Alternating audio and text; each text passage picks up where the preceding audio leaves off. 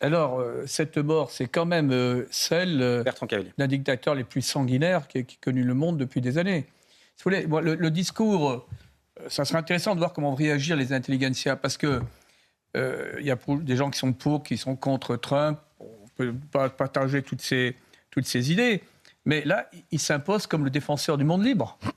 C'est-à-dire que voilà un peuple, ce qui s'est passé au travers du massacre de 40 000 personnes. En moins de 24 heures. Mais dans un silence, dans une certaine indifférence, notamment de l'intelligence française, voire avec des positions extrêmement ambiguës de certains membres et on y reviendra, de LFI, on va y revenir. Donc moi, je reviens sur ce qui a été dit. Il y a deux choses essentielles à comprendre.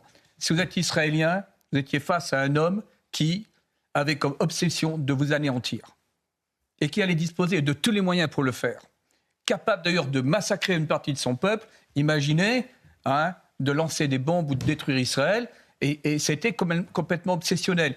Derrière ça, il faut connaître également l'approche messianique de l'Apocalypse telle que la conçoivent ces chiites. Ça aussi, c'est une autre donnée. Et Bertrand Cavalier, je me permets aussi, Donald Trump a laissé une chance à l'Iran pendant ces négociations. Et ce que dit Donald Trump, c'est que les Iraniens, Téhéran, reculaient dès qu'il y avait une avancée dans les négociations. Jamais eu l'intention. Non, mais si vous voulez, il a dit que c'était en négociation qu'ils étaient très durs. Il l'a dit, sachant que si on fait 30 ans de retour sur les négociations, les Occidentaux et les Iraniens n'ont cessé d'avancer. Là, je laisserai un spécialiste du domaine nucléaire parler. Maintenant, je termine pour Trump, sachant que quand même, là aussi, les États-Unis étaient l'ennemi déclaré de ce clan iranien.